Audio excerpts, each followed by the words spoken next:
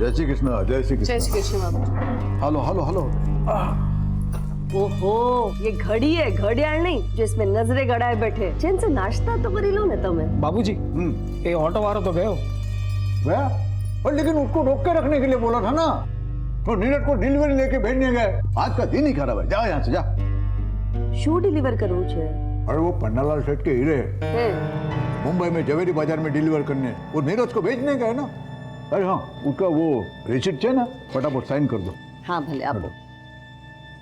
हालो। पर હું શું કહું છું, इतना खून जलाने की क्या जरूरत है? हीरे की डिलीवरी है ना, ये तो काले पण થઈ જશે ને। ना ना ना बा, आंगड़िया के धंधे का एक उसूल है, वो भरोसा और ईमानदारी से चलता है। आज का डिलीवरी का बोला है ना, तो अपने उसूल के हिसाब से आज ही डिलीवरी होना मांगता है। તમે ને તમારા ઉसूल। राहुल कल खत्म हो गया, ला जल्दी। अरे पण फ्रूट तो खाई लेजे ने। और बाद में अभी कुछ नहीं। ढोकला तो खाई लो। अरे नहीं नहीं नहीं, अभी वो डिलीवरी करने जाना है, बोला ना तुमको। अभी राहुल काल के पीछे इतना टाइम गया ना, फटाफट ऑटो पकड़ के मैं पहुंच जाता हूँ। डिलीवरी देना है। हाँ हाँ જોયું, એક પણ ઓટો નથી। लगता है आज कांतिभाई के सारे उसूल टूटने वाले हैं। ए रामा, તમે પણ ના ना मजाक करूँ क्या? काका कहीं जा रहे हो? हाँ हाँ, अरे आ भी गया, एकदम भरा मानस आ भी गया टाइम के ऊपर। खबर से चलो आओ चलो, जय श्री कृष्ण। बाय। जय श्री कृष्ण। आओ जाओ। मम्मी जी, हाँ मैं इनको दुकान पे टिफिन दे के आती हूँ। चाबी लेके जाना, मैं सत्संग के लिए जा रही हूँ। इधर बहुत सारा काम है जी। हाँ, जय श्री कृष्ण। जय श्री कृष्ण।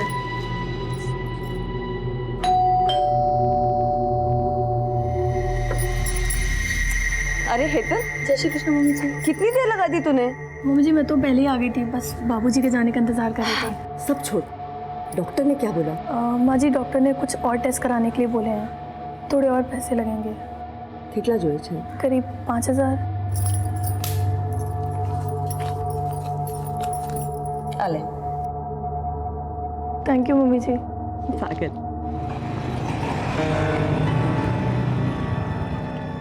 बस बस बस, बहुत बहुत धन्यवाद। भले भले, चलो आओ जो काका, મળીએ। हेलो, પહોંચી ગયા? हाँ पहुंच गया। हाँ नीरज हवे निकली जैसे 2 वागे नी ट्रेन से।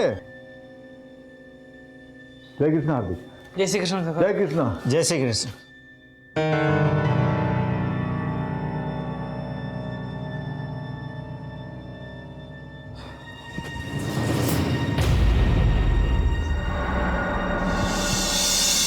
पाँचवा कह रहा है लिस बेटा। कल सुबह तक आ जाऊंगा माँ। ठीक है। नीरज भाई, मेरे लिए ना डॉल लाना और उसके कपड़े भी लाना। अच्छा, और ये क्यों रो रहा है? उसको गन चाहिए।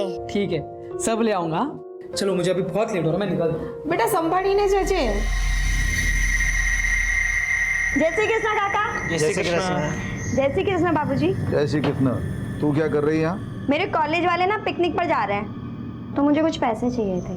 तेरे कॉलेज वालों को सिर्फ पिकनिक करने का मूड रहता है क्या? कभी पढ़ाते नहीं है? आप पकड़। हाले। हार्दिक भाई जय श्री कृष्ण। धवल काका जय श्री कृष्ण। बाबूजी जय श्री कृष्ण। हाय। हाय। जय श्री कृष्ण। अच्छा बाबूजी, हाँ आओ जो। नीरज कितना लेट हो गया तू? सॉरी बाबूजी। वो पिछले डिलीवरी का क्या हो गया? हो गया? क्या होना है, हो गई। ये लो बाबूजी, आप हमेशा कहते हो धंधा भरोसे का है, फिर ये नोट को आधा फाड़कर उन्हें क्यों देते हैं? आपको मुझ पर भरोसा नहीं है? भरोसा तो बहुत है, समझा, लेकिन अपना ये आंगड़िया का बिजनेस है ना, उसके कुछ नियम है। अभी तेरे लिए मैं नियम बदलूंगा ना तो बाकी लोगों को बुरा लगेगा। ये ले, ये कट किए हुए पॉलिश किए हुए हीरे, इसको जवेरी बाजार में डिलीवरी कर देना और ताबड़तोड़ फोन करना मुझे। फोन नहीं किया तो? तेरे गाल खुड़बुड़ा रहे क्या मेरा चाटा खाने को? आप अगर रसीद। आप मेरे बाबा समान हो, जितना चाहे मार सकते हो, पर सोचो अगर जाते थे मेरा एक्सीडेंट हो गया तो? चुप चुप बोल। देख, मेरे पास 3 लोग हैं, धवल भाई, हार्दिक और तू, जिनके ऊपर आंख बंद करके विश्वास करता हूं मैं। ये अपना आंगड़िया का धंधा जो है ना, ये बाएं हाथ में क्या है दाएं हाथ को मालूम नहीं पड़ता। ऐसे अभी तू जो डिलीवरी लेके जा रहा है ना, वो पार्टी को मालूम नहीं कौन उसका माल लेके आ रहा है, कैसे आ रहा है मुंबई, समझा? चल अब निकल जल्दी, वो बाहर ऑटो खड़ा है, वो रेलवे स्टेशन छोड़ देगा तुझे। आता हूँ बाबूजी। जय श्री कृष्ण। संभाल के जाना।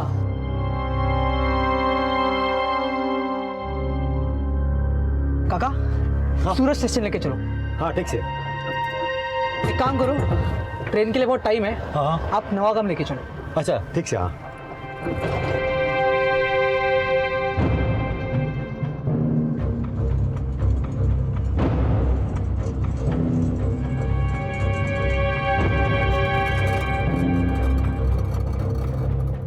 अब रुको जरा, मैं आता हूँ। हाँ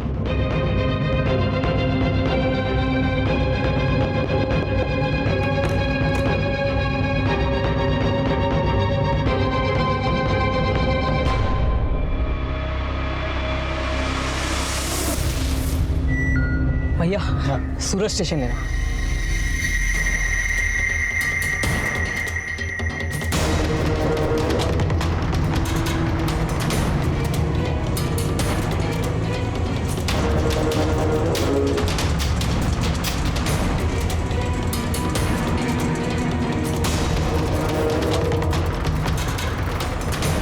रोक रोक।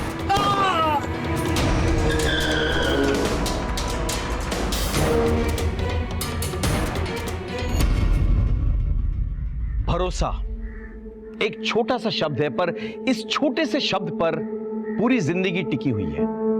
जब किसी का भरोसा डगमगाता है तो उसकी पूरी दुनिया हिल जाती है। नमस्कार, मैं सीनियर इंस्पेक्टर संजय बरोत और स्वागत है आपका क्राइम पेट्रोल दस्तक में। कांति सेठ एक आंगड़िया था, उसका पूरा धंधा भरोसे पर टिका हुआ था। लेकिन नीरज की हत्या से यह साफ हो गया कि कोई उन्हें धोखा देने की कोशिश कर रहा था, या फिर कोई और ही था जो यह खेल खेल रहा था।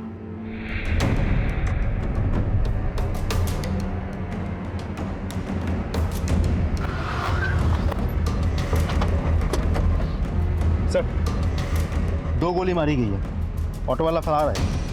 हमने आसपास पूछताछ की है लेकिन ना कोई आई विटनेस ना सीसीटीवी। और सर ये वॉलेट और ये आईडी कार्ड मिली है, नीरज नाम है सर। अरे नीरज फोन के मुंह पर तो नहीं। एक गोली कंधे पे लगी है और दूसरी गोली छाती पे। राइट सर, इसका मतलब हमला करने वाला इसे जान से ही मारना चाहता था। किसका फोन बज रहा है? चेक करो इधर। हाँ स्पीकर पे डाल। हाँ नीरज, अरे क्या छे तू, फोन क्यों नहीं उठा रहा है? हेलो, कौन बोल रहे हैं? तमें कौन? मैं सीनियर इंस्पेक्टर संजय बरोत बोल रहा हूँ। देखिए मैं नीरज का सेठ बोल रहा हूँ। वो मेरे पास आंगड़िया में काम करता है। वो डिलीवरी के लिए लेके निकला है मुंबई के लिए। अभी किधर है वो? आई एम सॉरी, उसका खून हो चुका है। खून? नीरज किसके साथ निकला था? वो अकेले निकला था साहब, रिक्शा लेके। ठीक है, आप एक काम कीजिए, आप भगवती नगर पुलिस स्टेशन आ जाइए फौरन।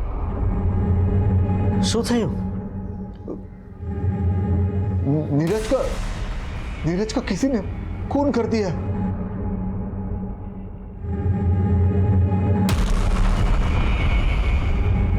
अजय सर आगे सीसीटीवी चेक करो आप, हाँ? और जरा लोगों से पूछताछ करो। और इस ऑटो का जो रजिस्ट्रेशन नंबर है ना, उसके डिटेल्स निकालो, पता करो इसका मालिक कौन है और चलाने वाला कौन है। सर चलो। पांड्या देखो आसपास। सर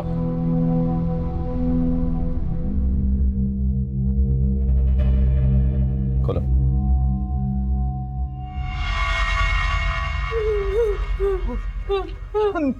नीरज छे।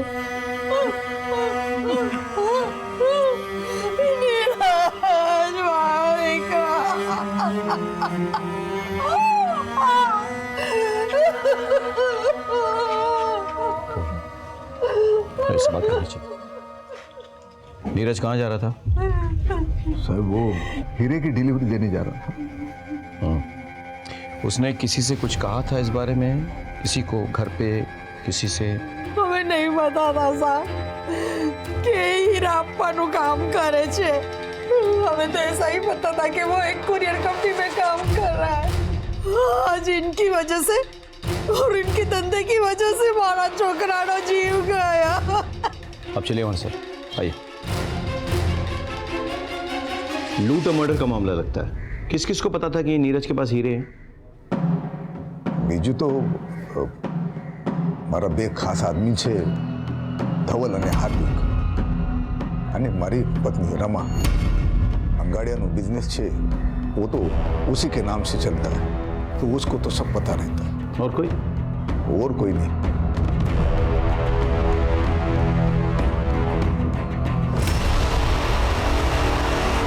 नहीं सर, हमने किसी को नहीं बताया। हमें શું કામ કોઈને बताविए? नहीं सर, कोई नहीं પણ નહીં। हाँ साहब, इन लोगों ने कुछ नहीं किया। अब इतना भरोसा कैसे कर सकते हैं? अब ये हमारा धंधा जो है वो भरोसे और ईमानदारी पे ही चलता है। ये धवल भाई, हार्दिक हमारे पास बहुत सालों से काम कर रहे हैं, तो इनके ऊपर तो आंख बंद करके विश्वास करते हैं। आंख बंद करके चलने से ठोकर लग सकती है, याद रखिए। अब तो आंगड़िया बिजनेस की मालकिन है, आपको तो सब पता होगा। ખબર તો બધી છે સાહેબ, પણ માલકિન કઈ નથી। ये धंधा तो मेरे बापूजी का था, कागज में नाम जरूर है, पर कितना वर्षों थी तो मेरे पति संभाल रहे ये धंधा। मैं किसी से क्या बात करूंगी? इस सिलसिले में तो मेरी किसी से मुलाकात भी नहीं होती। वो सब ठीक है, लेकिन जो कोई भी है उसने फील्डिंग बहुत अच्छी की है। आपके खिलाड़ी के बारे में उसको पूरी जानकारी थी। हम अभी निकलते हैं, लेकिन आगे आपकी मदद की जरूरत पड़ेगी।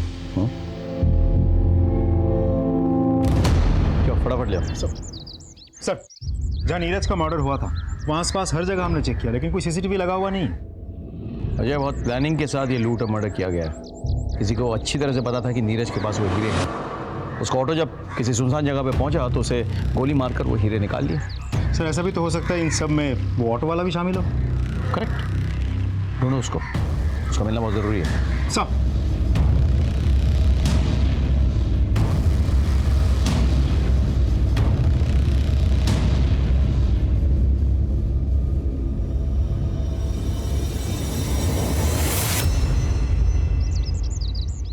अरे ऐसे पैसे का क्या मोल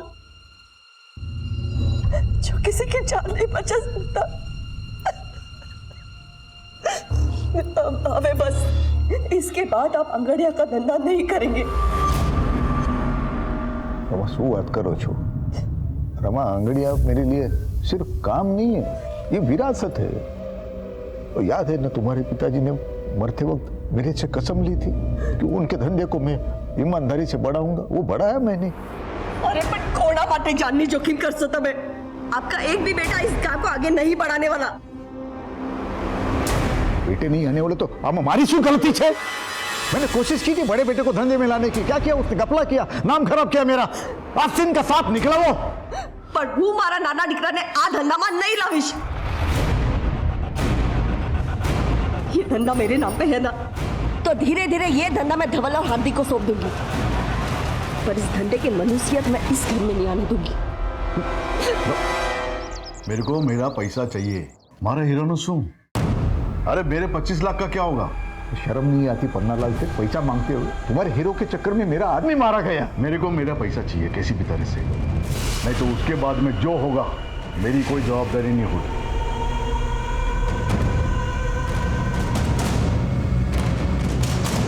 क्या नीरज के साथ किसी की दुश्मनी थी? कोई अफेयर? सब ये सवाल आप मुझसे क्यों पूछ रहे हो? सकता है किसी का उससे कोई झगड़ा हो गया हो और वो असल में नीरज को मारने आया हो, और मारने के बाद उसे लूट की शक्ल दे दी। मेरे बच्चे के पास तो ये घर को संभालने और अपने छोटे भाई बहन को संभालने के बाद समय ही कहाँ बचता था। बहुत जिम्मेदार बच्चा था मेरा, उसके लिए तो ये घर ही सब कुछ था। इंस्पेक्टर साहब, तुमने एक मानी सौगंध है, इंसाफ दिलाइए साहब, मेरे बच्चे को इंसाफ दिलाइए।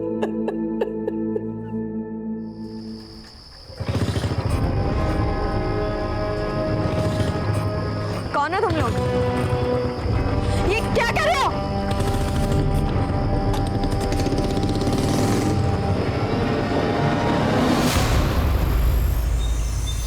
सर, जिस ऑटो में नीरज जा रहा था उसके ड्राइवर के बारे में पता चल गया है। वो अपने एक रिश्तेदार के घर में छुपा हुआ है। उठा के लाओ उसे। सर, रमा, तूने हीरो की डिलीवरी के बारे में किसी को कुछ बताया था? वैसे तो किसी के साथ बात नहीं की। याद करो। हाँ, ये दिवसे हेतल आवेले घरे ने, शायद मुंह से कुछ निकल गया होगा। आज तो इतना परेशान थे, एक अर्जेंट डिलीवरी थी उनकी। श्रीनाथ जी, तो तुम शामिल थे इन सब में? हाँ? साहब मैं काई नहीं क्यों साहब, वो तुमने साचे साचो कहूँ साहब। उस दिन एक लड़का मेरे ऑटो में बैठा, काका सूरज स्टेशन लेके चलो। लेकिन ट्रेन थोड़ा लेट था ना, तो बोला मेरे को दूसरे के घर पे जाना है, उधर मेरे को छोड़ो। एक काम करो, ट्रेन के लिए बहुत टाइम है, आप नवागाम लेके चलो। तो मैं तो उधर छोड़ा उसको, 15-20 मिनट में उसकी राह देखा, फिर वो आया, बोलते अभी मेरे को सूरत स्टेशन ले चल। भैया सूरज स्टेशन लेना। फिर हम लोग रास्ते में आ रहे थे ना, तो किसी ने उसको मार दिया। किसके घर छोड़ा था तुमने उसे?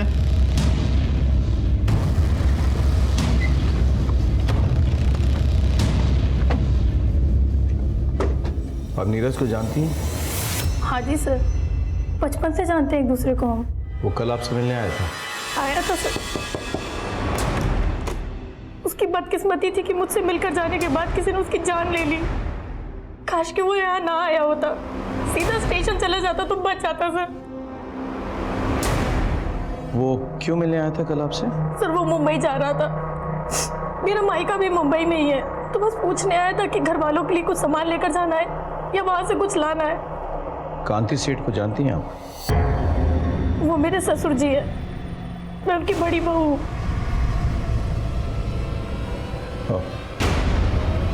ठीक है, हम चलते हैं, कांति सेठ से मिलके आते चलो। हेतलनी बात एकदम साची है साहब। नीरज अपने परिवार के साथ हेतल के पड़ोस में रहता था। उन दोनों में एकदम भाई बहन का रिश्ता था। तो आप कह रहे हैं कि हेतल का इन सब से कोई लेना देना नहीं है? नहीं साहब, ऐसा नहीं है, हो भी सकता है। कैसे? हेतल का पति मेरा बेटा कल्पेश है। आप अपने बड़े बेटे कल्पेश पर खून का इल्जाम लगा रहे हैं, कोई खास वजह? सूखी दो। पापा मैं सारा कैश लेकर जा रहा था और रास्ते में मुझे गुंडे ने पकड़ लिया। मैंने बहु मारी पापा, और सारा पैसा भी लेकर गया वो। सर मुझे तो कल्पेश की बात पे बिल्कुल विश्वास नहीं था, और फिर एक दिन मैंने उसको जुआ खेलते हुए पकड़ा। पापा पूछे झूठ बोला तुम्हारे साथ है?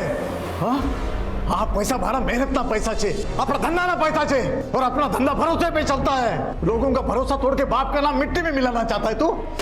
आज से तारा मारा रिश्ता खत्म।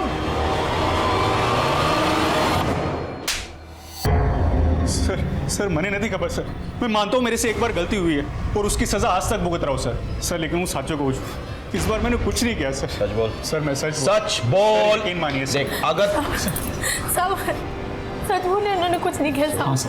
मैं झूठ नहीं, मैं झूठा। सर अरे तो बेहोश हो गई। सर प्लीज हॉस्पिटल ले जाओ, चल। सर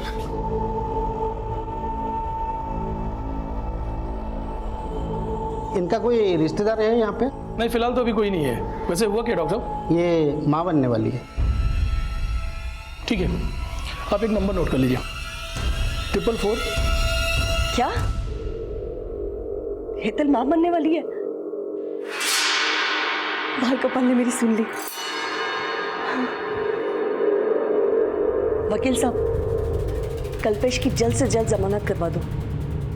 पैसे की चिंता मत करो, जितने लगेंगे मैं सब दूंगी। माँ, वो कल्पेश भाई बाहर खड़े हैं। थैंक यू सो मच माँ, thank you so much. Thank you मने नहीं, अपने बीवी को बोल, माँ बनने वाली है वो। अगर अपनी जिम्मेदारी का जरा भी ख्याल है ना तुझे, तो जाके पहले उसका ख्याल रखना। ठीक है माँ।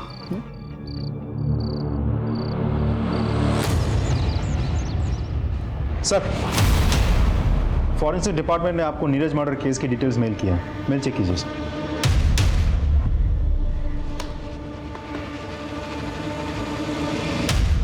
इस रिपोर्ट के मुताबिक नीरज को 2 अलग अलग गन से शूट किया गया था। पहली गोली जो उसके शोल्डर पे लगी थी, एक रिवॉल्वर से शूट किया गया था, और दूसरी गोली जिससे उसकी जान गई थी वो एक .22 कैलिबर पिस्टल से निकली थी, उसे पॉइंट ब्लैंक रेंज पे शूट किया गया था। यानी क्लियर है सर, लेकिन एक मामूली से अंगाड़ी या कुरियर वाले लड़के को मारने के लिए 2 गन्स का इस्तेमाल किया गया है। बात कुछ हजम नहीं हुई सर। रमा तूने कल्पेश की जमानत करवाई? हाँ। क्यों? तुमको पता है ना वो कैसा है। वो जो भी है, जैसा भी है, हमारा छोकरो छे। और आपने पुलिस के आगे उसका नाम लिया ही कैसे? बहुत सही किया है, लेकिन तुमने उसकी जमानत करके बहुत गलत किया है। गलती मैंने नहीं, तुमने की है। छोटी सी गलती के लिए मारा डिकरा ने घर से बाहर निकाल दिया। वो जुआ खेलने के लिए मेरे बिजनेस का पैसा चुराया उसने, छोटी सी गलती है। बिजनेस तमारो नहीं, मारो छे। और अगर बच्चे गलती करते हैं ना, तो माँ बाप उसे सुधारते हैं। रमा कल पे एक बच्चा नहीं है। तो मैं क्या करती? उसको लॉकअप में रखती, उसके बीवी को अकेला छोड़ती।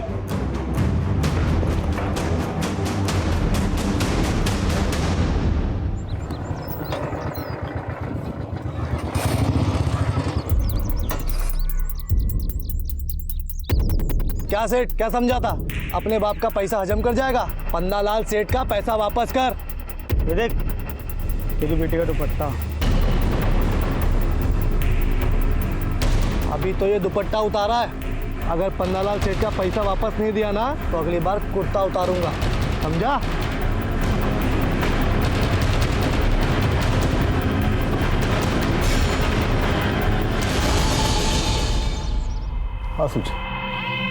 आंसू छे अंदर चल।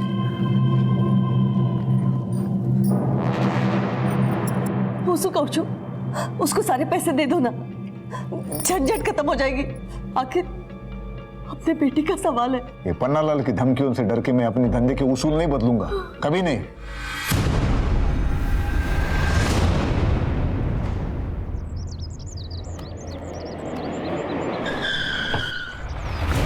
क्या कर रहे हो? छोड़ो छोड़ो छोड़ो छोड़ो छोड़ो मुझे। नया, तुम जरा पता करो कि हाल फिलहाल एक रिवॉल्वर और एक .22 कैलिबर पिस्टल किसने खरीदी। हो जाएगा साहब, चलता हूं। आपको क्या लगता है सर? मेरे थ्योरी के हिसाब से एक वो नौसिखिया जिसने उसके कंधे पे गोली चलाई, और दूसरा प्रोफेशनल जिसने पॉइंट ब्लैंक रेंज में उसकी छाती पे गोली लगाई। लेकिन क्यों? तुम्हें क्राइम सीन याद है सर? नीरज की बॉडी, उसकी शर्ट के बटन्स किस तरह से खुले हुए थे? ऐसे कमीज के अंदर ही आंगड़ियां अपने कीमती सामान छुपाते हैं, यानी किसी को पता चल गया। लेकिन साथ ही साथ तुमको याद होगा उसका वॉलेट निकला हुआ था, किस तरह से उल्टा पड़ा हुआ था, यानी कि किसी ने उसके पॉकेट्स और वॉलेट भी टटोले थे। मतलब पहले कोई नौसिखिया और फिर प्रोफेशनल आदमी। करेक्ट। लेकिन सोचने की बात यह है कि ऐसी सीक्रेट बात एक नौसिखिया और एक प्रोफेशनल दोनों को पता चल गया। कैसे? प्लीज जाने दो,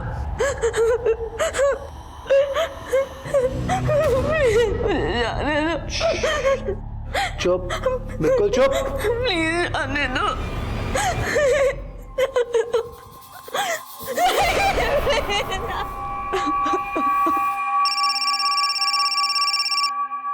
सुगांधी सेठ, तेरे को क्या लगा मैं सिर्फ भौंकने वाला कुत्ता हूँ? अरे पन्नालाल सेठ नाम है मेरा, मैं भौंकता भी हूँ और काटता भी हूँ। अगर तूने मेरे पैसे नहीं दिए ना तो ये सिर्फ ट्रेलर था, मैं तुझे पूरा पिक्चर बना के दूंगा, समझा क्या? हेलो सुदेव, पन्नालाल सेठ की इतनी हिम्मत, मैं भी पुलिस को फोन करता हूँ। सामने हमारी बात, बस करो। उसे पैसे चाहिए ना, आप ही दो इन्हें पैसा। लेकिन रमा, मेरे नाम पे जो जमीन है ना, उसे बेच दो, उसको मुंह पे फेंक के आओ पैसे। मेरे लिए मेरी बेटी से बढ़कर और कुछ नहीं है।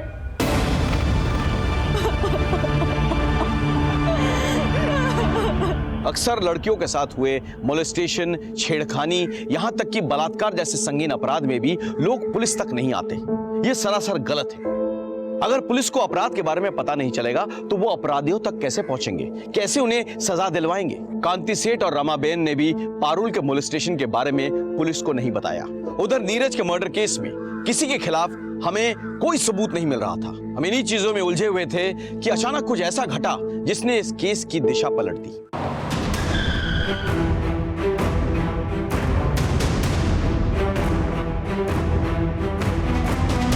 सर, लाश को सबसे पहले नौकर हार्दिक और पंचुल ने देखा, फिर बहू जिग्ना और विपुल।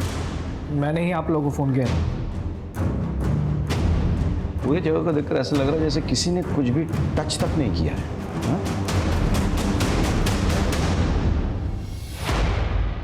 मौत तो गला दबाने से हुई है। और घर पे कोई फोर्स एंट्री भी नहीं हुई सर। यानी कि जो भी आया था वो पहचान वाला था, तभी दरवाजा खोला गया था। घर में कुछ मिसिंग है? जी सर, 15 लाख रुपए। 15 लाख कैश? घर में क्या कर रहा था? जी वो बाबूजी ने किसी को डिलीवरी देने के लिए रखवाए थे। एक काम करो जी सर, आस पड़ोस से पता करो किसी ने किसी को यहाँ आते हुए देखा था या नहीं। सर आपने कुछ सुना? जी नहीं, दोपहर में तो यहाँ पे सन्नाटा छाया रहता है। कई लोग सत्संग में चले जाते हैं और बाकी बच्चे लोग सोए रहते हैं। आपने लड़ाई झगड़ा या कोई चीखने की आवाज़ सुनी? नहीं साहब, हमने कोई आवाज़ नहीं सुनी।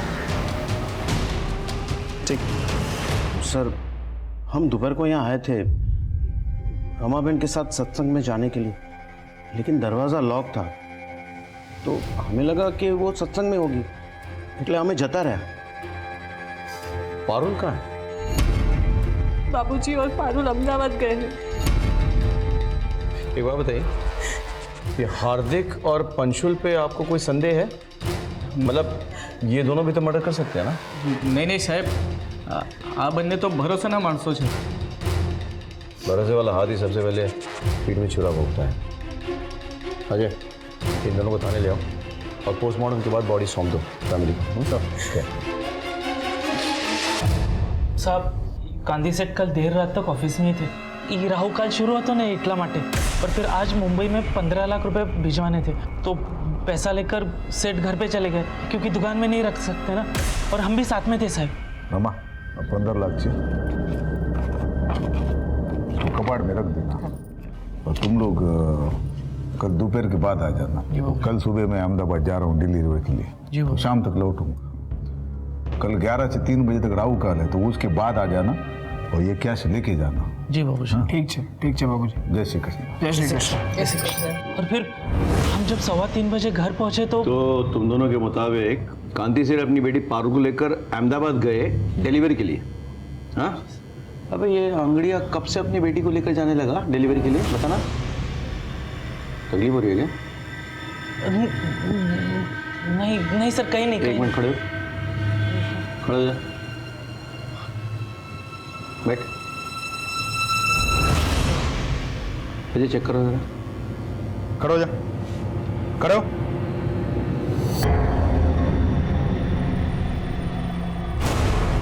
क्या है ये?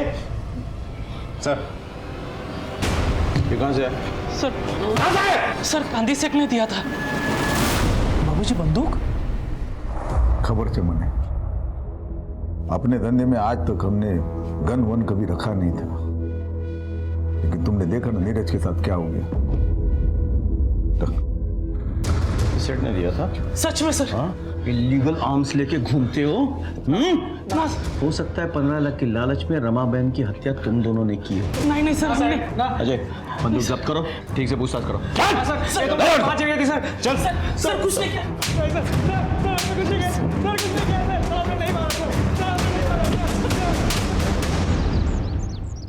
सर डोंट वरी, मैं करवा दूंगा। ओके सर, दोनों को रात भर बहुत तोड़ा, लेकिन दोनों के दोनों एक ही रट लगाए बैठे हैं। हमने रमाबेन को नहीं मारा। सर कांति सेठ अपने घर पहुंच गया। अजय काम करो, हार्दिक के पिस्तौल को फॉरेंसिक के पास भेजो, चेक करवाओ कि कहीं ये वही पिस्तौल तो नहीं जिससे नीरज को गोली मारी गई थी। Can you do that? Sir okay sure.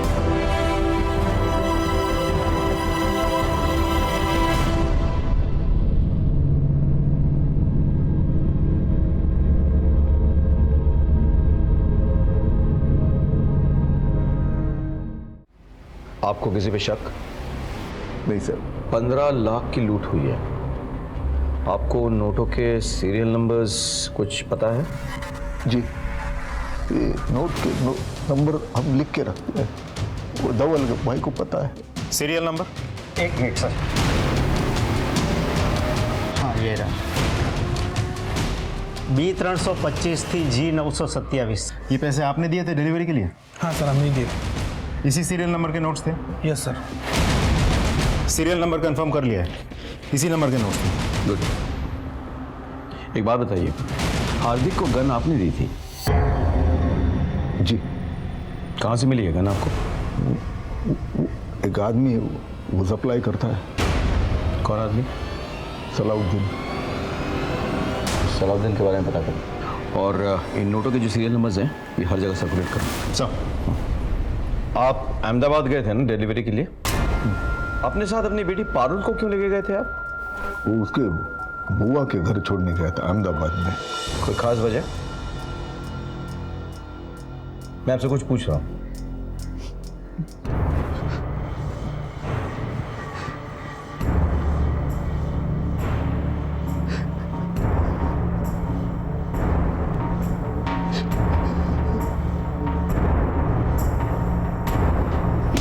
नहीं साहब नहीं साहब। बस बस बस बस इधर निकाल। वो कांति सेठ मेरा पैसा नहीं दे रहा था साहब, तो वो तो डरावा माटे थोड़ा। और उसके बाद तूने रमाबेन को मार डाला? नहीं साहब नहीं, मैंने रमाबेन को नहीं मारा साहब। नहीं मारा तूने? नहीं मारा।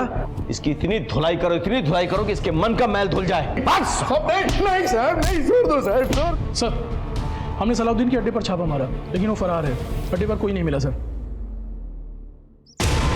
सर रमाबेन की पोस्टमार्टम रिपोर्ट आ गई है। सर उसे गला दबा के मारा गया था और गला दबाने के बाद उंगलियों के निशान भी मिटा दिया गया था। सर एक बात तो साफ है, जिस तरीके से गला दबाया गया है वो देख के तो लगता है मारने वाला कोई प्रोफेशनल नहीं था। रमाबेन नॉर्मली रोज दोपहर 12:30 बजे सत्संग के लिए जाती थी और लगभग उसी वक्त उनकी छोटी बहू जिग्ना टिफिन लेकर अपने पति की दुकान जाती थी।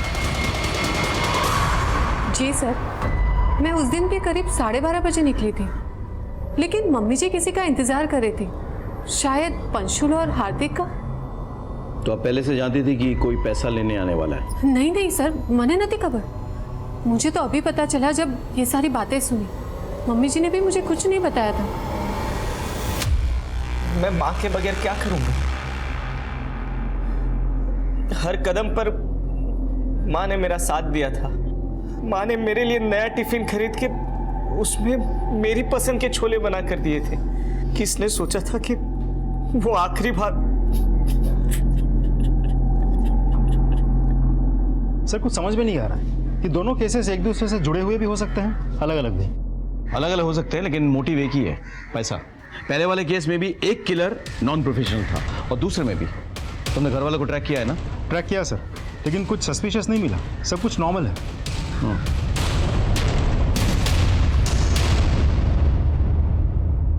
सर आपका शक सही था। हार्दिक के पास से हमें जो गन बरामद हुई थी उसी गन से पॉइंट ब्लैंक रेंज से नीरज को मारा गया था और ये वही गोली थी जिससे नीरज की मौत हुई थी। जाके उठाकर लेकर आओ दोनों को। सर गन दोनों कांति ने दी थी ना? हाँ साहब, पर आगन तो मैंने नीरज की हत्या के बाद खरीदी थी। सलाउद्दीन तो फरार है, पुष्टि कौन करेगा? क्यों खरीदी थी ये गन? साहब वो नीरज की हत्या के बाद वो मन में डर बैठ गया था, इसलिए। ठीक है, अभी आप जा सकते हैं, लेकिन हम आप पे नजर रखेंगे। भागने की कोशिश मत कीजिएगा। जी सर।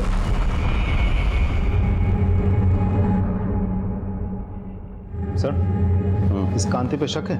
अजय, हमारे प्रोफेशन में शक करना कोई गुनाह नहीं है, बल्कि शक ना करना गुनाह है। कई बार जिस पे हमें शक ना हो वो असली अपराधी साबित हो चुका है। सर पन्नालाल का वकील हाईकोर्ट से बेल पेपर लेकर गया।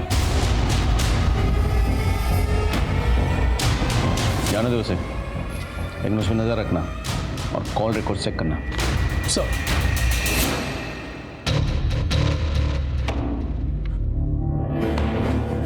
क्या भाई कल्पेश, आज तो बहुत पैसे आ गए तेरे पास। नहीं सर।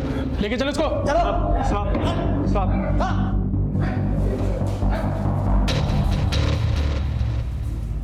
खबर न थी? नहीं सर।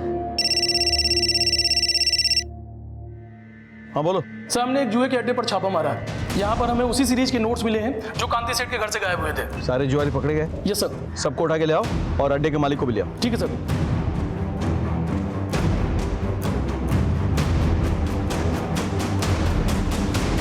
कल्पेश।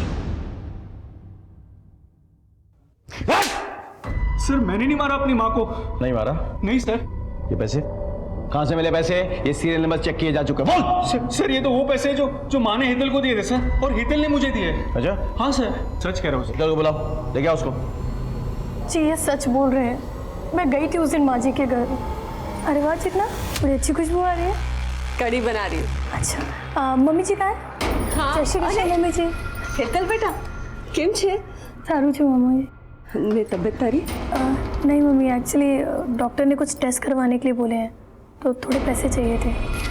कितना जोज? 25,000। 25,000 तो नहीं है मेरे पास। एक मिनट, तू અહીંયા ચૂકી રહે, આવું છું।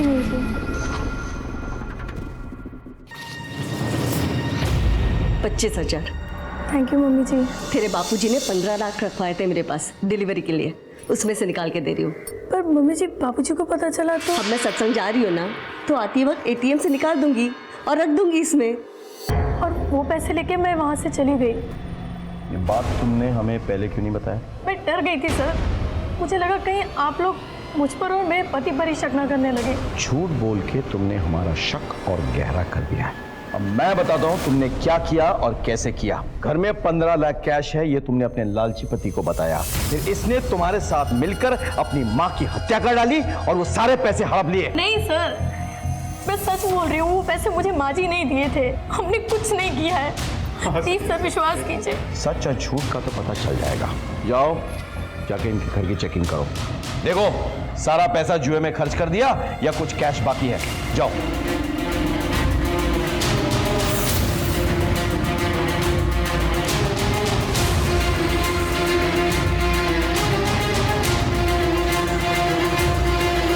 सर यहाँ तो पैसे नहीं मिले सर। ठीक है तो वापस आ जाओ।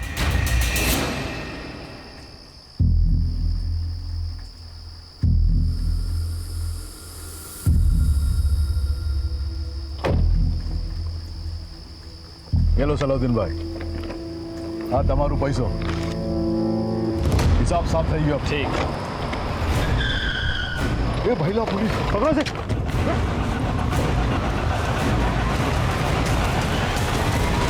इनके सीरियल नंबर्स मैच करो कांति सेठ के घर से लूटे हुए पैसे के साथ।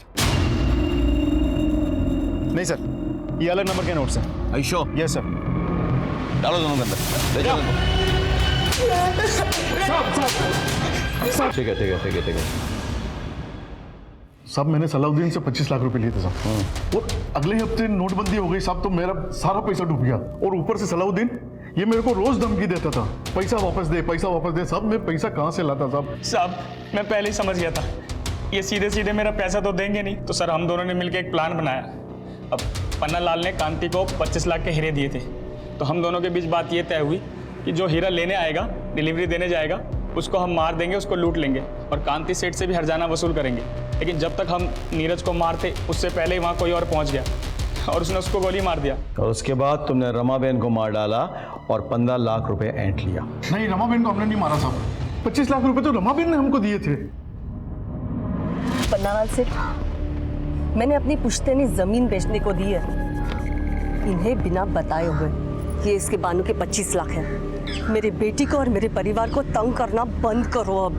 झूठ बोल रहे हो तुम लोग, और पैसे की लालच में तुमने रमाबेन को मार डाला।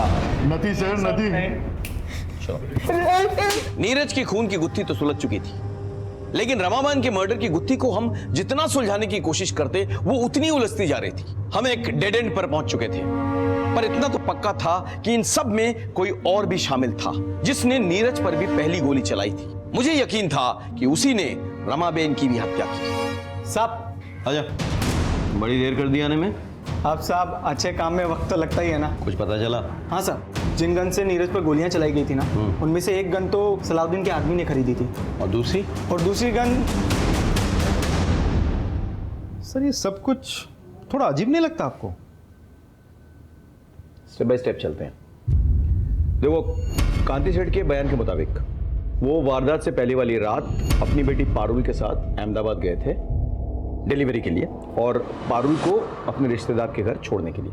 उनके जाने से पहले हार्दिक और पंशुल कांति सेठ के घर आए, डिलीवरी के 15 लाख रखवा लिए। अगले दिन 3 बजे के बाद हार्दिक और पंशुल आने वाले थे वही 15 लाख उठाने के लिए, लेकिन उनके आने से पहले रमाबेन की मौत हो चुकी। और इस बीच हेतल घर में आती है और रमाबेन से पैसे मांगती है। हाँ सर, और उस वक्त जिग्ना अपने किचन में कड़ी और चावल बना रही थी अपने पति की टिफिन के लिए। रमाबेन 15 लाख के बैग से 25,000 रुपए निकालती है और हेतल को देती है। और 3:15 बजे हार्दिक और पंशुल घर पर आए और रमा को मरा हुआ पाया। सर इस केस में कुछ तो खटक रहा है, पता नहीं क्यों ऐसा लग रहा है कि इस पहेली में कोई तो कड़ी मिसिंग है। कड़ी नहीं, कड़ी मिसिंग है। दोनों बयान पढ़ो। माँ ने मेरे लिए नया टिफिन खरीद के उसमें मेरी पसंद के छोले बना कर दिए थे। मैं गई थी उस दिन माँ जी के घर। अरे वाह चिकना, बड़ी अच्छी खुशबू आ रही है। कड़ी बना रही हूँ।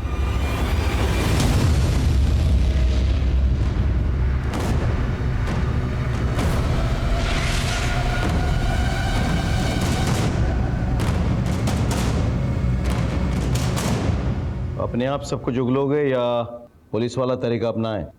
मम्मी जी हर दोपहर को सत्संग के लिए चली जाती थी, तो विपुल को लंच देके जब मैं वापस घर आती थी तो कमलेश को भी बुला लेती थी। हम एक दूसरे से प्यार करने लगे थे, भागना चाहते थे एक साथ, पर हमें पैसे चाहिए थे। मैंने मम्मी जी को बाबूजी के साथ हीरो की डिलीवरी के बारे में बात करते सुन लिया था। मैंने कमलेश को बताया। और सर मैंने प्लान बनाया कि मैं उस आदमी को बीच रास्ते में लूट लूंगा। उसके लिए मैंने एक बंदूक का भी तामझाम किया था। और रमाबेन को क्यों मारा? मैंने कुछ नहीं किया सर, कसम से। मैं जानती थी कि घर में कुछ कैश है। तेरे बापूजी ने 15 लाख रखे थे मेरे पास डिलीवरी के लिए। जैसे ही मम्मी जी सत्संग के लिए निकले, मैंने कमलेश को फोन किया। हम लोग कैश लेके निकलने ही वाले थे कि मम्मी जी वापस आ गए। मम्मी क्या चल रहा है सब? मम्मी जी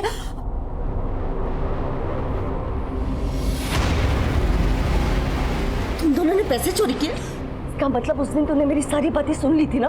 नीरज डिलीवरी लेने जवानों से? मम्मी जी तुम दोनों ने मिलकर नीरज को मार डाला? तुम दोनों ने हीरे चोरी ली? अभी पुलिस को फोन कर दो। मम्मी जी नहीं लगा इसका। ऐसा कुछ नहीं। बस सब देख लिया मैंने।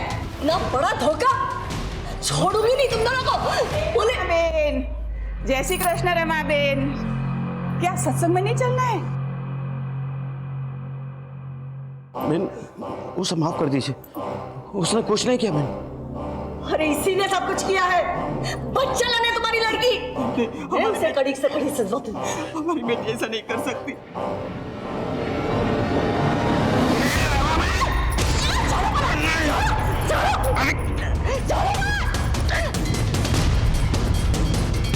जिग्ना तुम अभी घर पे मत आना, तुम बाहर से टिफिन लेके विपुल के पास चली जाओ ताकि तुम पर किसी को शक न हो। बेटी के करतूतों पर पर्दा डालने के लिए आप लोगों ने एक मासूम औरत को मार डाला।